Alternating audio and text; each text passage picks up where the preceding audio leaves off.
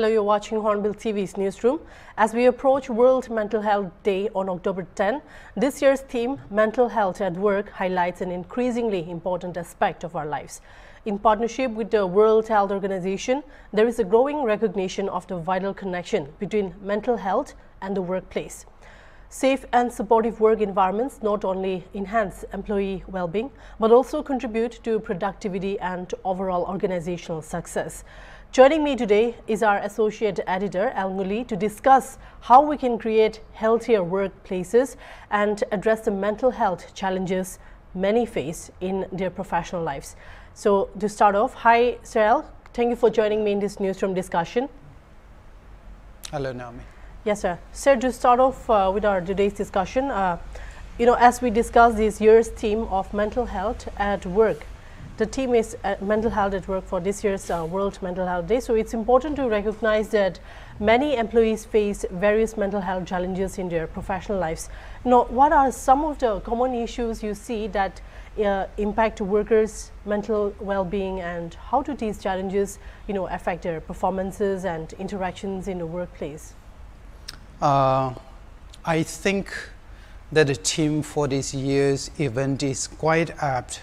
Yes, because sir. the theme comes at a time when we are having conversation like we never had before about workplace toxicity, work pressure and stress, which all translate into anxiety, depression, or what we call workplace anxiety that we know as today.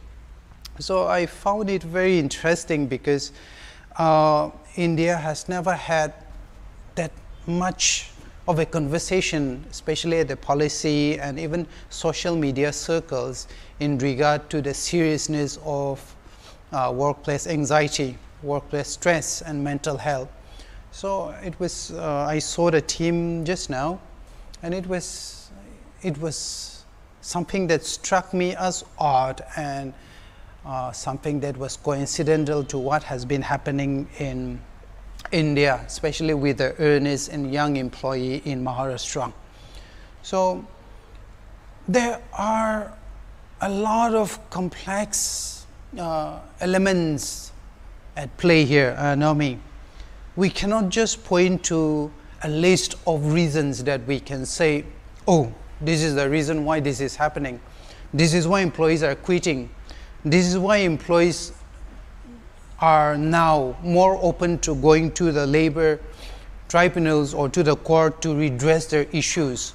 Or this is the reason why employees are committing suicide.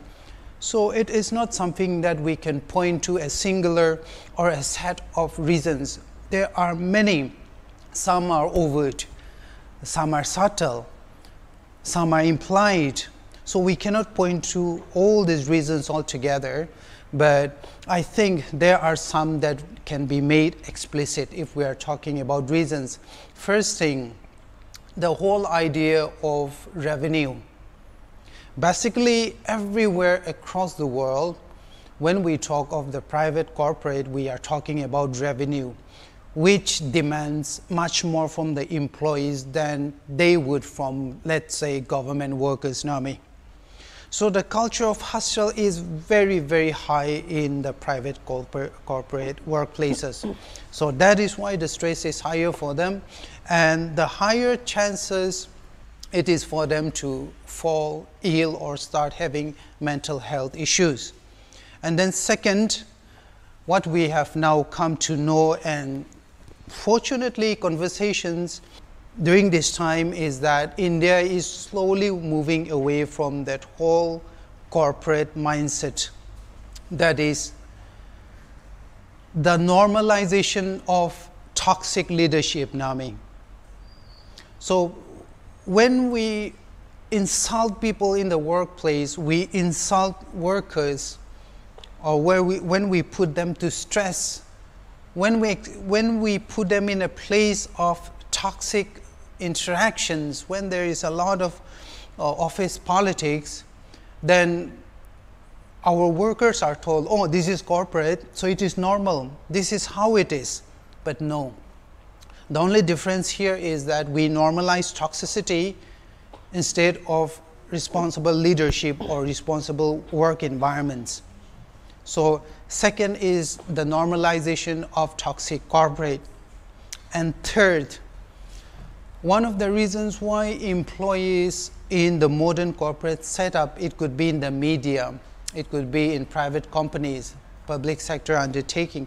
The reason why we are not able to effectively address mental health issues faced by employees is because we have not given them a space for them to express their grievances, their anxieties, their pains, their problems.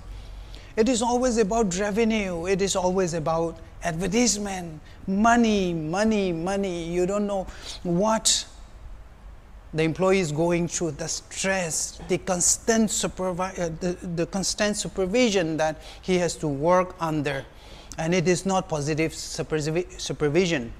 It is negative supervision. So they don't have that space to express themselves, their grievances. And even if they have grievances, if you take it to the leadership is not going to address it. They are going to be tongued down, shouted down, or dismissed.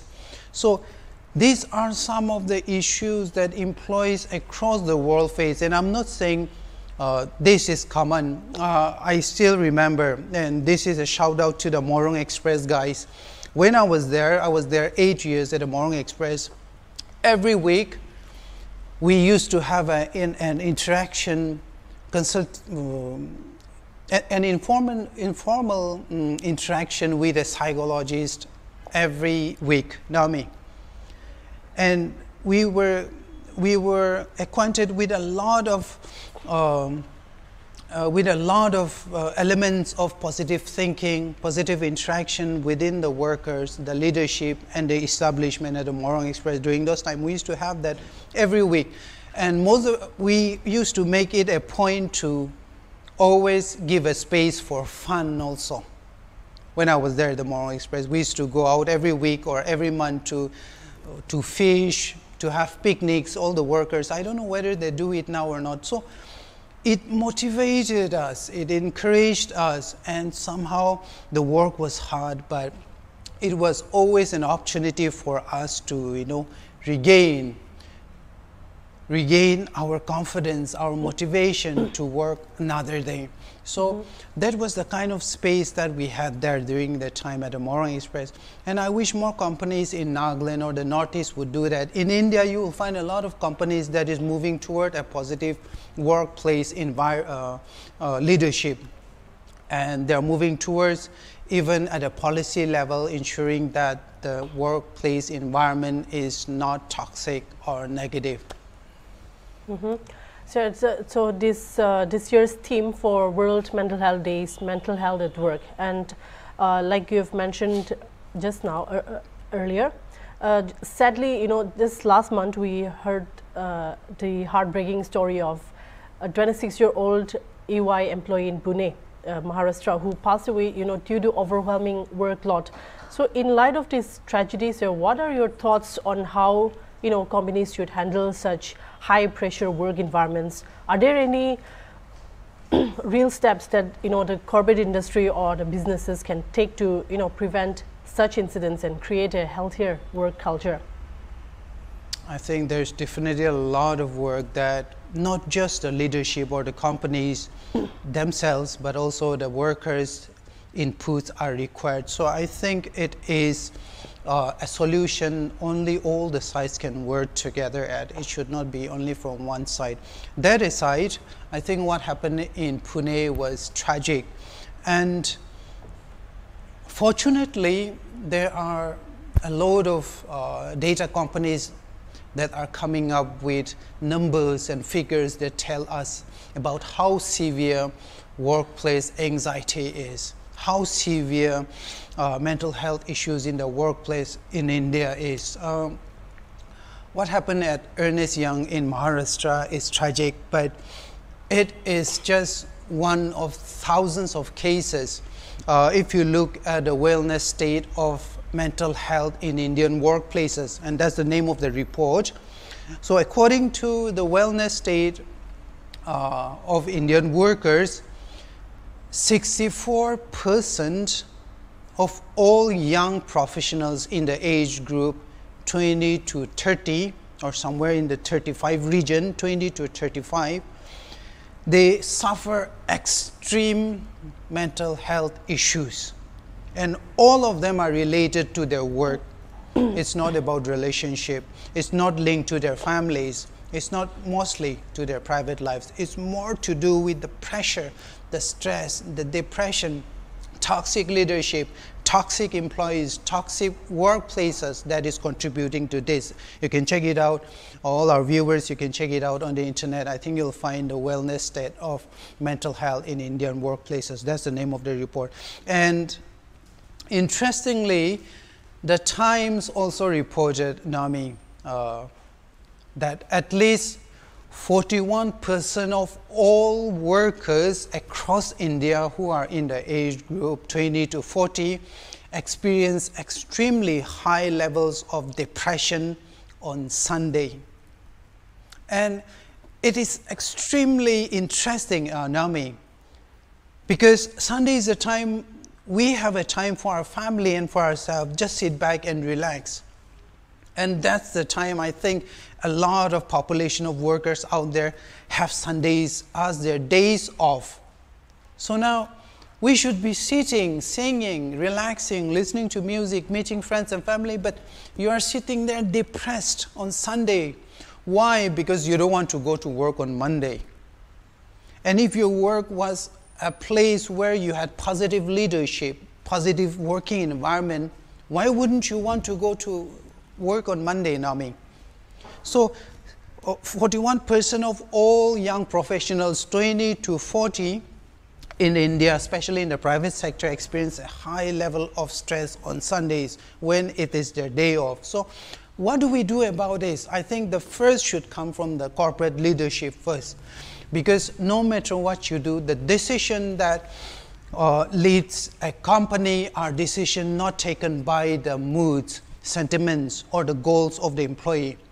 It is always directed by the vision, by the sentiment and the mood and the goals of the corporate leadership or the proprietorship. So the changes should come from there. How am I leading these people? Am I exploiting them? Am I paying less than they are working for? What is their work and their remuneration package balance? What is their life and work balance? Am I demanding too much? It should come from a place of introspection from the leadership. And then second, you make it into a policy. Third, you organize your workplace into components of leadership that has points of accountability, Nami. There is a reason why in certain areas of the corporate industry, there are companies that have extremely high attrition levels, which is attrition level is when you have too much conflict going on within leadership, within employees. So these are normally places where there is no accountability checks. For example, Nami, if you make a mistake in the newsroom, somebody, or the editor or somebody higher up is going to come and say, hey Nami, you made a mistake. But if the leadership up there make a mistake, who is going to check them? Who is going to say, hey, you made a mistake? So that's the problem with us. Employees have taskmasters to penalize them, criticize them, but there is no one to check the people who are in the top management, for example. So this creates a lot of space for the employees. And you have heard of the labor tribunal. You have heard of employees going to the courts to demand justice. So all this can be avoided if we take accountability of our failings, both the leadership and the workers also, because the workers are not perfect. So if we can sit together, if we can also listen to each other, and of course, remember that we have family and our friends, a life outside the workplace that we need to feed on. So I think here we need to create a space where we respect each other's life also, because I know a lot of people who are suffering out there, a lot of people, especially in Nagaland, because of we are young people just emerging from the bamboo groves. We are just about 60 years old, Nagaland. We're just looking at the world that has been there for civilizations and civilizations, thousands and millions of years. And we are just learning about all these issues, and we can only hope that we will come at a place where employees are also treated with respect, and also we will have experienced leadership who can lead the corporate industry, who can lead the industry into a place where they can not only generate revenue but build communities and societies along the way. Sir, so you have already shared some of the success stories by bringing up an example at Morang Express, how they initiated some kind of mental health program for the well-being of the employees. So I'll not focus on that now, but since you're also in the managerial team here at our office, I wanted to put this forward as well. So looking forward, sir, what changes do you think that businesses should consider, businesses or the corporate industry consider making to, better support mental health among their staff? Are there any, specific policies that you believe could make a real difference? When we talk about laws, Naomi, we are in a place where we are expecting only the government to heal the wounds, to redress the grievances in the society, that only government through the laws can correct what is wrong, and maybe they can bring something positive out of it. So when we think about laws, we think the solution is only from the government.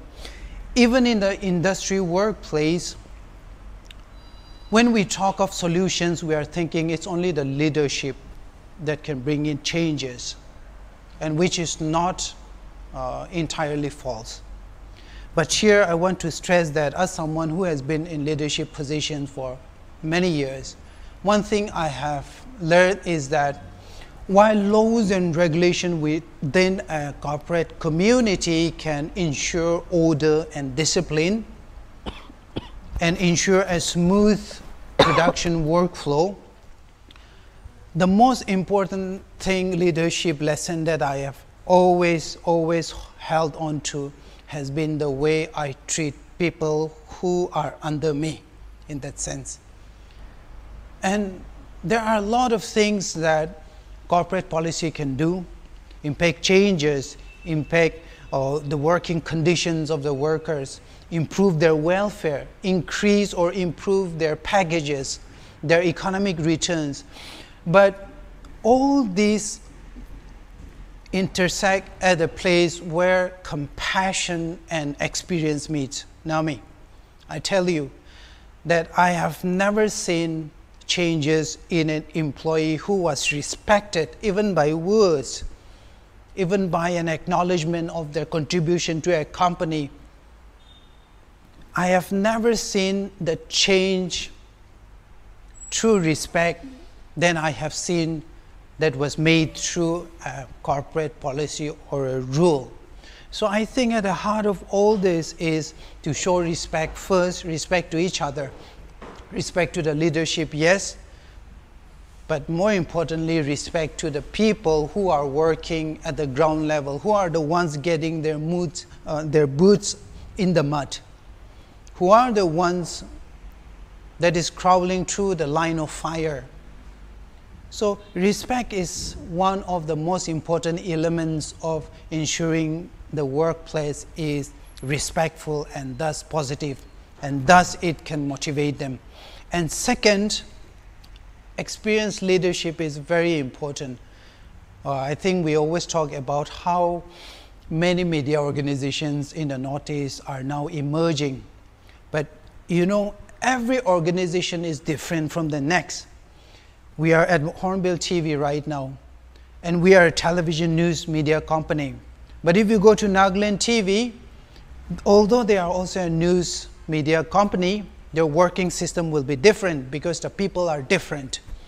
In the same way, if you go to the Morang Express or Nagaland Post, even though they are from the print media, their working system will be very, very different from the other. So in all this jumble of complexities, what we need is experienced leadership, because the experienced leader understands the moods, the tones, the side and the conversations of that office which he leads. And he also understands the production process. He understands the complexity of technical work and mental work. So second, we need leaderships that are experienced in the work that they have been put in to lead. And third, I think we need to start appreciating the truths about mental health. It's not just in the workplace, it could be in the homes, it could be in relationships. Mental health is not something that you can take a knife and poke at it. It's not like a disease where you break your leg and mental health, that's why it's called mental. It's inside. It's a disease, an illness that is inside of you. So I think it is time for us to really appreciate, think deeply about the condition of workers and how my leadership is affecting them, their productivity. What happened in Maharashtra, Ernest and Young, that employee, chartered accountant, I am sure, and I have seen over the industry, the remunerations, the packages that are given in the corporate industry, whether it's in the media or it's in the companies, revenue companies, or the private sector undertakings, extremely high. And for a chartered accountant, you should not be going through all this. And even though she were highly paid, she went through all that. So money is not everything. I think we need a place where we also look past beyond the complaints of employees or the complaints of the leaders. We need to understand that there are much more complex things at work behind the scenes, and we need to be able to be experienced, knowledgeable, and most importantly, compassionate enough to understand this. And if we understand that, I think we will be able to come a little closer to a place where we can say, oh, we have solved this problem. All right, thank you, sir, for joining me and sharing your insights on this topic today on mental health at the workplace. So, mental health is an essential part of our overall well-being, especially in the workplace. We hope this conversation inspires you to think about how you can contribute to a healthier work environment. For now, this is all. For more news and updates, keep watching Hornbill TV.